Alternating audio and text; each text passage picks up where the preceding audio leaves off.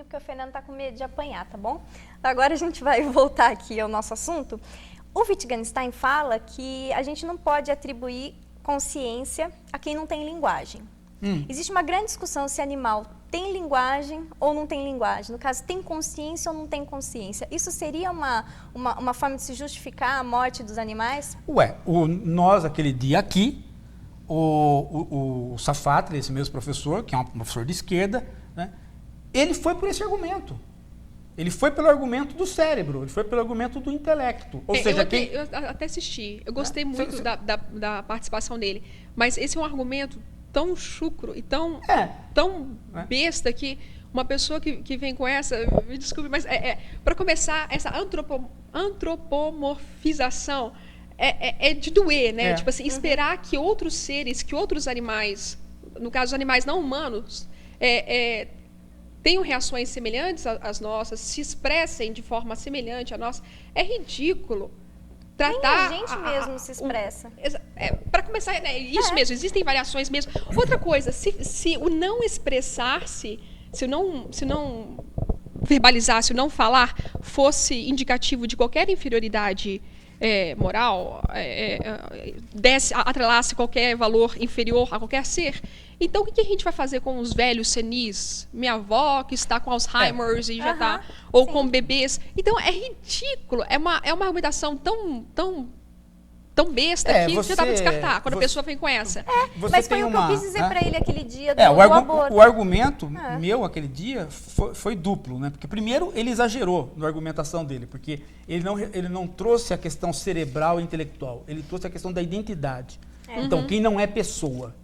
Né? Então piorou o argumento dele, porque quem não é pessoa, o escravo não é pessoa. Então, não é nem a questão do louco. Né? Piorou o argumento para ele próprio.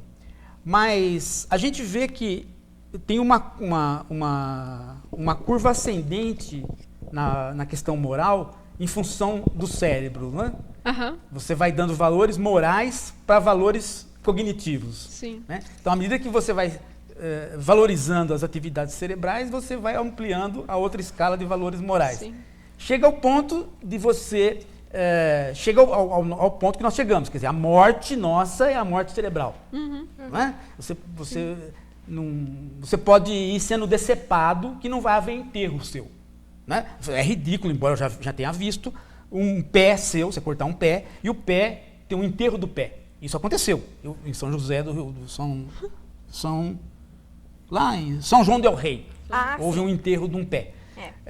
Mas as pessoas fazem isso, um enterro de um dedo e tal. Parece ser ridículo, mas na verdade essa pessoa está correta de fazer isso. Por quê? Porque se você cortar o nariz vem numa caixinha e se você cortar... Não, aí sobra o cérebro. Né? Bom, é uma questão completamente contingente. Porque amanhã ou depois... Uma outra questão amanhã ou depois eu posso descobrir que essa não era a parte tão relevante. Exatamente. Tipo assim, o que é que determina que nós sejamos, nós humanos, nós terráqueos, sejamos seres tão especiais que possamos determinar quem é digno de viver, quem já é digno de ser um prestador de serviço. No caso, a indústria inteira da carne, isso é uma coisa que eu acho bom reforçar isso. Não é simplesmente quem come animais, não está simplesmente, matou a vaquinha. Não, desde o princípio é condenável, porque o animal, para começar, ele é comercializado. Quem é contra a comercialização de um bebê deveria ter vergonha na cara de ser contra a comercialização de qualquer animal, humano ou não humano. Então, já começa errado ao se dar essa comercialização. Depois, o animal ele é escravizado, ele não vive da maneira que quer. A vaca, em específico, ela é estuprada, né? Tipo assim, todo mundo sabe como que é o processo de fertilização. Geralmente, as fazendas eles têm centenas, milhares de vacas e um macho. E o sêmen, eles literalmente enfiam um braço para fertilizá-la. Então, tipo, é todo um processo absurdo. Quando nascem os filhotes, se for um macho, que venha se tornar, no caso, vitelo, né? Ele não tem utilidade para a indústria do leite, por exemplo. Porque o que eles vão ficar fazendo? Qual seria o benefício para a indústria do leite criar esse macho, sendo que um para cada milhares já é suficiente? Então, eles criam em circunstâncias deploráveis para que a carne seja é deliberado. A carne há de ser anêmica para ser mais macia, mais tenra, ela é até mais clara. Frango? O frango é um grande absurdo. As granjas são milhões de frangos num pequeno espaço para eles não se movimentarem, para engordarem mais rápidos, né? Mais rápido. E na alimentação deles também, hormônios e tudo para que sejam... Super hormônio, para que em pouquíssimo tempo, parece que agora 40 dias, uma coisa assim, você tem um frango ali na prateleira do O supermercado. tempo de vida deles foi reduzido drasticamente. É interessante você pensar a seguinte coisa, né? Para nós, né, o cérebro é tão importante, né? Só que nós não temos leis de proteção do cérebro, nós temos leis de proteção dos órgãos sexuais. Se você vender, se você for uma prostituta, então tem um monte de leis sobre você. Mas se você tiver um derrame cerebral, não tem nenhuma lei para você. Sabe outra coisa que eu acho É interessante? interessante essa proteção do cérebro para determinados valores, mas depois não mais para outros, né? Ou então o crime hediondo, né? Se você for esfaqueada na cabeça, pegar e der 7 facadas na sua cabeça, é crime. Mas se você for estuprada, é crime hediondo. Exato. Quer dizer, Agora, a sua xoxota tem um poder fantástico de determinar uma questão moral, a tua cabeça não. Porque as leis são humanas, são morais. Então, as leis são morais. Elas são relativas a valores. Elas são tão morais que eu vou dar um bom exemplo agora. A gente mata um animal para comer, não é essa a justificativa? Eu mato um animal para comer. Se eu matar uma pessoa para poder roubar essa pessoa para comprar comida, para eu comer, na hora do assalto acabo tendo que matar essa pessoa, eu não posso matar para comer uma pessoa, mas eu posso matar um animal para comer. Sim, você pode fazer qualquer coisa com o animal. Está na Bíblia. Exatamente. Está na Bíblia. Aliás, eu conheço trocentas pessoas que justificam os seus hábitos alimentares, o onivorismo, através da Bíblia, né? O que também é questionável, mas é um assunto amplo. Porque é um livro de pastores. Né? É um livro de pastores. O que você olha ali, o que você tem? Gente, né? o próprio ritual é o corpo e o sangue, né? Então, se o ritual católico, no caso, é o corpo e o sangue... Um cordeiro de Deus. É o cordeiro. Agora, uma coisa que me fascina, essas pessoas que justificam qualquer que seja a atrocidade, no caso, é tão difícil para elas se tornarem vegetarianas, elas vão buscar, como for, alguma desculpa, elas falam, não, mas é a minha cultura. Ah, sim, você não tirou da minha boca. Eu ia falar sobre sério, a cultura, nossa cultura, também, tradição, cultura, isso não justifica nada. Nada. Não. Nada. Sabe, crianças são exploradas, animais são explorados, velhos são explorados. O preto hoje em dia já tem um espaço melhor, mas já foi muito pior. Nos Estados Unidos... Tradição, por exemplo, uma tradição que até pouco tempo nós tínhamos. A tradição, por exemplo, de você usar, até pouquíssimo tempo isso era uma regra. Hoje é uma coisa mais complicada. Qualquer pessoa com um defeito físico ia para um circo. Ah, sim. Na Idade Média ela ia para uma jaula e você botava isso a público. Como o Brasil não pegou a Idade Média, o Brasil é posterior, né? Você ia para um circo. Eu, na minha infância... parava os ônibus de... Como é que chamava? Eu já vi. Geralmente era o circo de horrores. Circo de horrores. Você entrava no ônibus para ver o quê? Para ver as pessoas que a sociedade rejeitou. Tinha, por exemplo, aquela pessoa que tem a face toda peluda. Sim, então apresentava o homem lobisomem. É. A gente realmente, no interior, a gente via muito disso. Sim, chamado Circo dos Horrores. Circo dos Horrores. Por exemplo, criança que Mulher tem barbada. Barbada. um gêmeo parasita. Homem-cobra.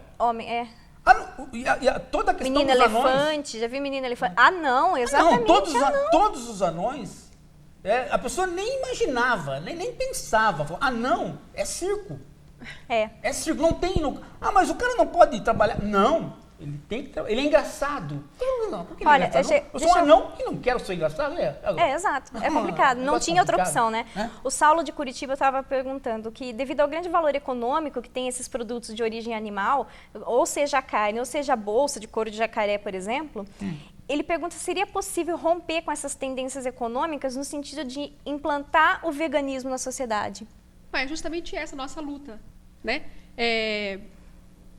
A minha bolsa não está aqui, minha bolsa está no canto. Ela é de couro sintético hoje em dia. Isso muito tranquilo de achar. Marcas lógico, sim. Então, isso não teria ocorrido, não houvesse toda essa organização, não houvesse ativistas mundo afora lutando por isso. Talvez até ocorresse por questão de custos, né? O couro, ele, na realidade, ele é caro. E o material sintético, ele pode ser até mais barato. Então, talvez ocorresse por esse motivo, mas não por o público estar cobrando. Mas talvez ele esteja pensando que as questões se transformarem em questões econômicas naturalmente. Pode ser. Então, o mundo passou a girar em torno da economia naturalmente. Não é naturalmente. Nós decidimos que isso sim, ia acontecer. isso Né? E, aliás, decidimos contra as grandes forças. Por exemplo, contra a igreja. Exato. A igreja era contra a usura. E nós nós inventamos uma outra religião a favor da usura e vencemos. Hoje eu li um artigo de um fantástico filósofo que trabalha com filosofia do direito, que é o Sandel. Ele dizendo que o artigo é muito interessante sobre se Sandel pudesse governar o mundo durante tantos dias. O que o Sandel faria? Aí ele diz a seguinte coisa: eu reescreveria todos os manuais de economia. Todos aqueles manuais que se estudam no primeiro ano de um curso de economia. Eu substituiria por manuais velhos, manuais do século XVII e XVIII. Por quê? Porque a economia era um subtítulo de livros de moral. Adam Smith era um moralista, Stuart Mill era um moralista, e a economia vinha, portanto, atrelada à moral. E o século seguinte inverteu, né? A moral passou a ser uma coisa separada da economia. Ele falou: eu reescreveria todos esses textos de modo que todo economista não entendesse, antes de tudo, de ética e moral. E depois a economia seguiria, né, o seu caminho. Ele falou assim: parece uma bobagem isso, né? Mas a modificação cultural que isso traria, né, na formação dos economistas, daria uma confusão suficiente para gerar uma militância, né, que mudasse o caráter da economia como ela é hoje, não é? Sim. Eu achei muito interessante essa coisa dele. Como você viveu muito tempo no exterior, eu tenho uma amiga que mora na Inglaterra e, assim, lá ela fala que os direitos dos animais cresceram muito, são realmente... Na realidade, o movimento o movimento organizado começou lá, né? Vegetarianismo no Oriente já... não sei datar há quanto tempo já é mais promovido, né? Agora, se não me engano, o nome dela é Anna Kingsford. Era uma britânica e ela que foi que na época tomou os primeiros passos para não é registrar, mas para definir realmente o vegetarianismo. E a Vegetarian Society, a primeira foi da Inglaterra também, e lá realmente é tudo já... Até mais nos Estados Unidos. Mas como foi a sua experiência nos Estados Unidos? Com o direito dos animais, até pela questão bioquímica, porque eu acho que aí o maior problema que a gente vê de direitos dos animais hoje são esses testes feitos em animais. Sim. Né? Eu não gosto do argumento deles, porque eu pergunto para uma pessoa: por que você faz um teste animal? Ele fala: porque os animais são muito próximos da gente, são muito parecidos, então dá pra gente testar no animal e não no humano.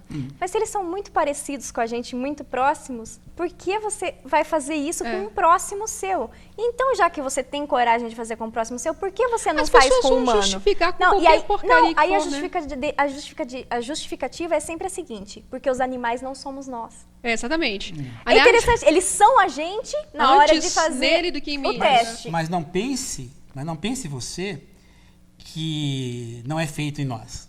Não, sim, mas é feito. Até a gente tem filmes e filmes sobre isso. Inclusive, eu tenho uma isso, experiência Pense pessoal. você que a indústria dos países Não, desenvolvidos... não. Mas eu tenho uma experiência pessoal. Em nós aqui, primeiro. Não, sabe. Eu já fui voluntária para um teste. Existem... O problema do animal é que ele não pode ser voluntário. Exatamente. Exato, Aí exato. é o ponto. Por que usar de um cobaia que em momento nenhum não está recebendo, não está sendo remunerado de forma alguma, não tem benefício nenhum para aquilo, está sendo só usado para nós, né? Quem somos nós para chegar e dominar e usar dos outros, né? Nos Estados Unidos, já há bem mais tempo que as pessoas vêm trabalhando nesse processo de boicote às indústrias, às empresas que fazem testes animais e tal. Então, muitas, já há bastante tempo, vêm cortando isso. Já são muitas empresas. Arrisco dizer que, assim, qualquer supermercadinho que você entrar, você vai encontrar muita alternativa. Eu nunca tive problema algum. E todos vêm devidamente seladinhos, marcados, como não fazemos testes em animais e tal. E tem muitas clínicas que fazem testes. Então, você recebe dinheiro em humanos, né? Então, você vê anúncios direto, por exemplo. Eu morava em Los Angeles e sempre vi anúncio de alguns curiosos, eles não dão todos os detalhes, mas no UCLA Daily Brew, no jornal da UCLA, eu via muitos anúncios interessantes, à procura de pessoas para um determinado projeto, blá, blá, blá. E numa dessas eu fiz e eu fui cobaia de um medicamento. Então, por que não? Por que não? Fazer uma coisa justa, né? Se você vai utilizar, vai brincar com a saúde de alguém, vai mexer com ele, que a pessoa esteja voluntariando, que a pessoa esteja recebendo algum benefício. Exato. E né? que tenha depois algum suporte para os efeitos colaterais daquilo. Claro. Porque o problema que a gente vê na defesa dos animais é que eles são descartados. Né? Uhum. A gente tem a Sim. coragem de fazer esse descarte desses animais, de forma cruel. Sim, sim. Todo o processo é absurdo. Tipo, muitos... Sendo que eu estou vendo que muita coisa já não é mais justificativa, né? O que eu estou vendo agora sobre os artigos mais modernos sobre isso diz: a gente ainda testa em animais porque é uma herança maldita que a gente tem da época medieval. Sim, então continuemos escravizando, continuemos roubando das mulheres o direito de mesmo salário. Essas desculpas, é porque a nossa tradição. Quando alguém fala isso, eu tenho vontade de ter, sabe, eu acho que pessoas que começam com isso aí, da tradição. Sabe, não dá nem para conversar com a pessoa. O que os artigos modernos estão querendo dizer é que não tem mais essa desculpa, porque em laboratório a gente já pode fazer os testes desses próprios remédios sem utilizar o humano ou o animal. É que a palavra... Sim, já se tem a garantia de que o remédio vai funcionar de certa forma, então sem precisar testar, seja em humanos, seja em animais. Isso já é uma questão de comodismo também, é uma questão de ser mais barato também. A palavra tradição, Fran... vem com uma desculpa, se fala. Não, né? a palavra tradição, ela é interessante pelo seguinte, né? Às vezes, a gente joga boas tradições fora com uma facilidade incrível, né?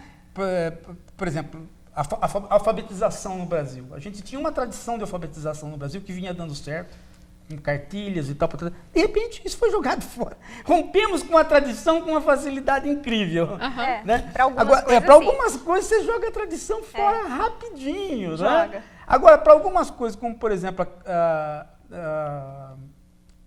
rodeio, o cara vem invocar a tradição. Aí você vai lá para descobrir a tradição, você descobre que não tem tradição nenhuma. Ou tradição ou cultura. Ou tradição o cara ou cultura. É louco, né? Porque para começar não é uma coisa brasileira. Exato. Aquilo que se referia como uma vaquejada não existe mais. Exato. Né? Esses dias uma tradição fantástica foi quebrada num país que você não imaginava que pudesse ser, que é a tourada no Peru. Sim, teve tourada mesmo. no Peru, Foi. acabou. Sim. Opa, e o Peru vai acabar. Todo mundo dizia isso, que quando acabasse a tourada no Peru, acabava o Peru. Gente, briga de galo. Briga de galo é o seguinte, briga de galo... Eu estava num lugar, que é o Oklahoma, e estava tendo uma discussão na Câmara dos Vereadores sobre se ia voltar ou não voltar a briga de galo em Stillwater. Eu falei, caramba, o que esses caras estão discutindo? Vou lá ver, né? Porque o que o americano está discutindo se vai voltar ou não voltar a briga de galo. Que absurdo, né? Que absurdo, seria né? Uma regressão. Aí chego lá, bicho, não era uma discussão sobre briga de galo, era uma discussão sobre um monte de veterinário desempregado que vivia da indústria da briga de galo, de preparar o galo, de cuidar do galo. Eu cheguei lá, era uma discussão entre médicos, veterinários, né? E produtores do galo. Não tinha absolutamente nada, né? E o que é mais interessante, o interessado, que era o galo, não estava na discussão. Dando sua opinião. Dando sua opinião. Enquanto tiver dinheiro envolvido, né? Enquanto o ser humano puder lucrar em cima de outrem, ele vai fazer. E vai achar desculpa. E vai usar da tradição. Você estava falando sobre tradição, eu estava me lembrando que, geralmente, quando eu leio, ouço o termo tradição, muito frequentemente, ele vem junto de porcaria. Raramente uma coisa boa. Olha, eu quero só falar alguns nomes aqui, que é... Sim, o cara invocou isso. Os dois lados, que não tinham absoluta... Eu me perdi, mas eu ia falar isso. Os dois lados, que não tinham nada a ver com a questão do local, na verdade eram médicos chegados ali, e produtores também chegados, não tinha nada a ver com o local, os dois lados argumentavam pela tradição contra a lei. Aham. Né? Porque Oklahoma foi um estado, não sei o que tem. Foi o último estado a ser Porque quando o assunto é direito... indígena. Quando o assunto é direitos dos animais, a gente já sabe que esse é um argumento que vai ser sempre cara usado. veio lá É com essa a questão. A gente não vai usar ele para outras coisas, mas vai usar É. para o tentativo de direitos dos animais. Quero mandar um beijo para Giovana, que ela tá grávida, ela é vegetariana. E eu quero mandar um beijo pro Pitoco, que está assistindo lá Meu em bebê, casa. e hoje como lembrancinha, você viu aqui, né, que é o que eu trouxe, essa aqui, ó, é a primeira coleirinha que o meu bebê, meu filho, Pitoco, usou, né, Tá eu que trouxe agora- aqui agora para quem- simbolizar, e eu guardei justamente para isso, porque Agora às quem vezes, usa sou eu, que eu ponho a coleira. Hoje eu não trouxe a guia, só a coleira. sem dúvida. E a gente faz isso, eu uso isso, eu guardei justamente para querer mostrar, para ficar marcado a minha posição sobre a questão de estar sempre tentando... Tem um representante animal aqui, né? Exato, e sempre tentar fazer a defesa dos animais, né? E eu quero mandar então um beijo para Nicole, para Cíntia, para Lilian, mas eu quero achar aqui uma perguntinha do Ivan, e não foi só o Ivan, que eles estavam conversando sobre o seguinte: até que ponto, o Ivan come carne? Agora eu tive outra pessoa aqui que eu acho que foi a Ana, que não come carne, mas queriam saber mais Eu ou não menos como o seguinte. carne, só carne feminina. Até que ponto a gente vai expandir esses direitos? Né? Resumindo as perguntas deles é o seguinte: até que ponto a gente vai expandir os direitos? Será que isso também a gente não pode falar de comercialização dos vegetais, exploração dos É uma vegetais? pergunta tão retardada que eu fico triste que as pessoas consigam colocar isso no papel, no caso, digitar. Né? Quando a gente, para começar, nós estamos tratando de animais sencientes.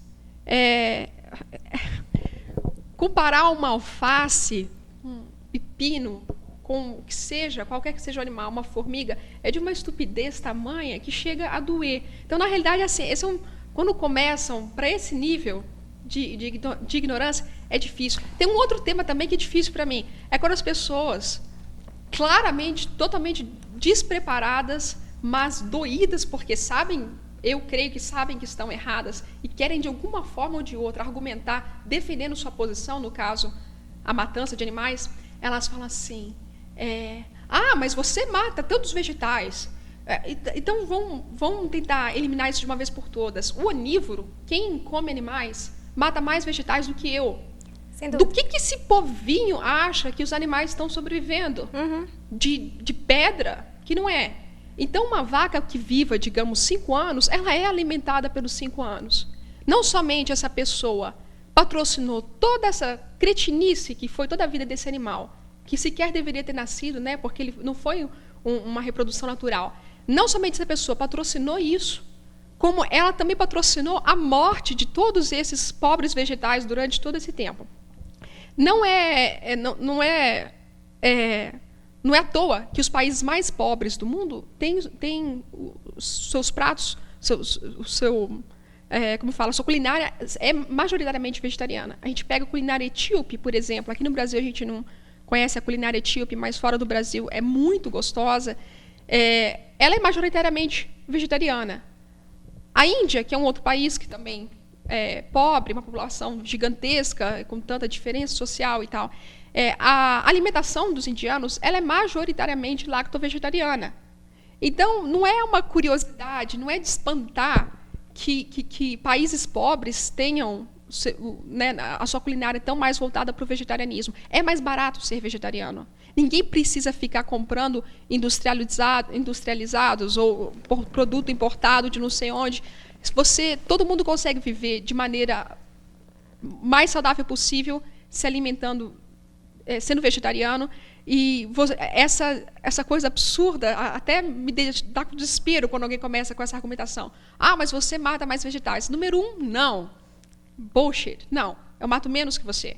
Número 2, mesmo se eu matasse mais animais do que Ciclano, Ivan, ou o que quer que seja, que fez essa pergunta, e daí? Realmente ele está comparando uma maçã a um coelho? Realmente sua estupidez é tamanha que você acha que possa ser comparável? Não, não é. Então, eu pergunto para essa pessoa, se eu colocasse aqui um pepino e uma cabra, qual que você prefere matar? O pepino. Qual o motivo?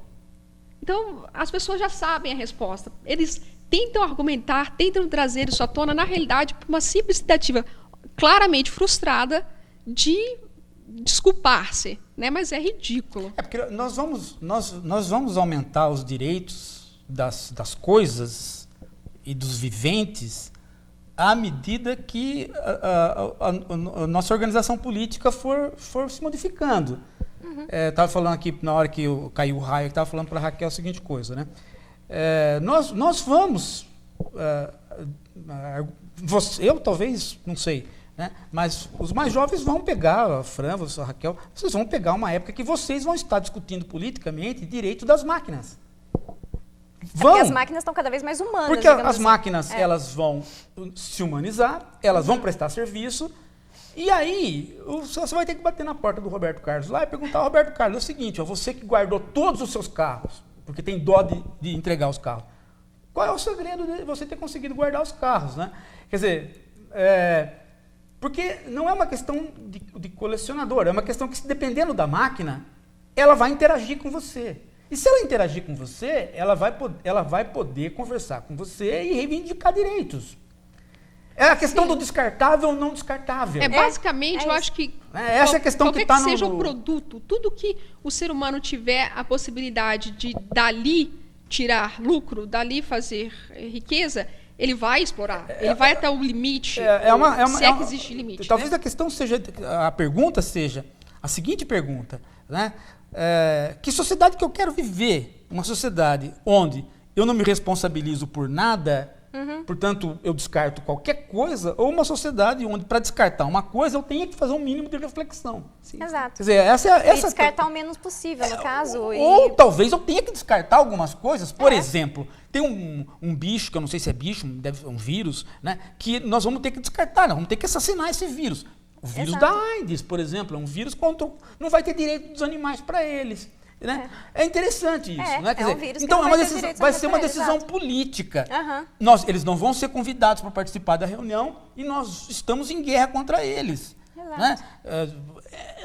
Aí cai de novo na sobrevivência. Né? Enquanto for eu contra quem quer que seja, eu vou para o ataque. Então, se eu não tivesse o que comer e tivesse ali um animal, provavelmente eu recorreria a ele. No caso do vírus também, essa era meu paralelo. No nível a questão no nível que nós chegamos de ciência e tecnologia, parece ser ridículo que alguém passe fome.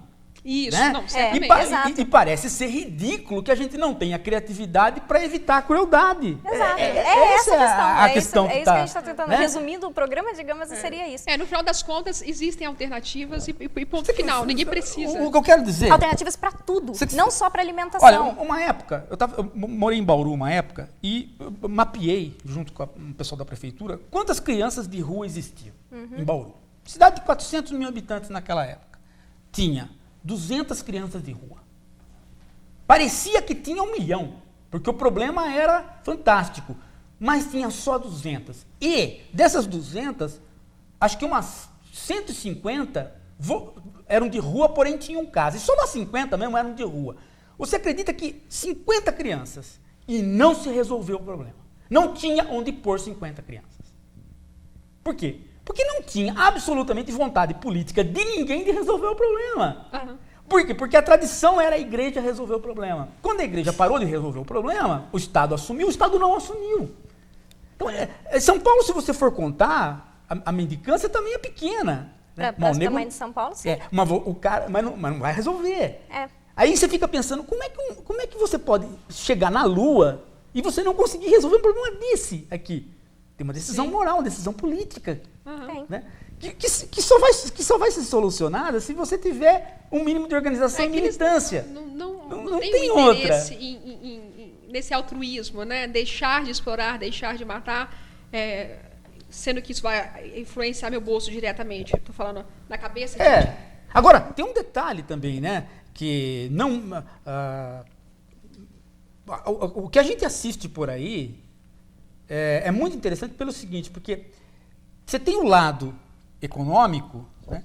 Mas você tem um lado desvinculado do lado econômico, que é o lado moral mesmo, do descarte da crueldade. O que você assiste de ver, o que você vê de gente que faz barbarismo com um animal, né? É grande. É agora grande para uma sociedade como a nossa. Exato, até me mandaram aqui agora que saiu que uma cadela foi estuprada, né? Esses dias atrás, uma pessoa que acabou me mandando o resumo da notícia. Então, quando você começa... Foi a Tanira de Brasília, ela mandou. Ela estava falando que, assim, e das crianças que cometem violência contra os animais, né? O que a gente faz? A criança tudo pode. Não, eu sei que isso foge um pouco da temática, mas, na realidade, quando você começa a estudar criminologia, vários serial killers, como Dahmer, esqueci o primeiro nome dele, mas ele é um caso muito conhecido, né? Ele não somente matava, ele comia as suas vítimas e tal. É interessante. Aquele outro também muito conhecido. Eles começam com animais, não é isso que você queria dizer? Começam com animais. Exatamente. A ideia é algum ser frágil, né? Isso. Defeso. Então, o animal, muitas vezes até os irmãozinhos mais novos, são bebês. Então, está naquela pessoa, ainda que seja uma criança não totalmente desenvolvida, mas está nela essa necessidade de inflict, de dor, né? Sim. Então, ela vai recorrer a quem for indefeso, seja o irmãozinho mais novo, que é um bebê, seja um animal. E é curioso você ver isso, porque quando você vai para o histórico desses grandes serial killers da história, todos têm isso em comum. Sim, o abuso de até porque, assim, para uma pessoa ter a coragem mesmo, cara a cara ali, eu acho que muita gente come carne porque não tem que matar mais um animal, porque compra o animal ali em pedacinho. Agora, você, com as suas próprias mãos, vamos ver se será que tem coragem mesmo de matar animal? Mas tenho minhas dúvidas. essa é a questão que tem que ser colocada em relação aos mendigos engaiolados. Porque, veja, agora acabou isso, mas teve um tempo, entre os anos 80 e os anos 90, que a grande moda na cidade de São Paulo, aqui na cidade de São Paulo, era você chegar, ainda tem, era você chegar num restaurante que tinha peixe e você escolher o peixe vivo. Eu quero comer esse aqui. Sim, entendeu? Sim. Ainda é chique, né? Era chiquérrimo você fazer isso. Sim. Isso tem é razão. E jogam na panela de água fervendo o bicho e ele grita, né? Não, mas peraí, eu fui num restaurante lá em Tulsa, onde só tinha carne de bicho selvagem. Veado, urso e tal. E você escolhia o bicho vivo. Aí o cara falou assim, ó, você volta aqui a tal hora que o cara já foi caçar o bicho. Mas convenhamos que, eticamente falando, não há diferença, né? A pessoa ela traz o mesmo mas eu acho outra. que teria uma reflexão diferente. Muita pessoa come sem pensar, na verdade, que essa aqui é a grande questão. Gente, eu preciso encerrar o programa, já passou 5 minutos ou até mais, a gente conversa aqui e vai. Eu quero agradecer demais a sua participação aqui. Nós estamos nessa nossa militância aí, sem dúvida, pelo direito dos animais, sempre. E eu que tenho que agradecer, porque você sempre traz um homem feio aqui para ficar do meu lado. Você gostou, né? Dessa vez sim, né? Hoje você não... comentaram isso aqui. Falaram assim, dessa vez sim o Paulo acertou na convidada. Hoje você veio mais linda que todos os dias. Obrigada. Sempre linda, né? Obrigada, e com a minha coração. coleira. Que eu pus. Ainda trouxe a Raquel, mais linda que nunca. Mas a próxima vez faz que nem o Ike Batista. Dá uma coleira de diamante, que eu vou ficar mais feliz, tá bom? Gente, obrigada pela participação. Até semana que vem.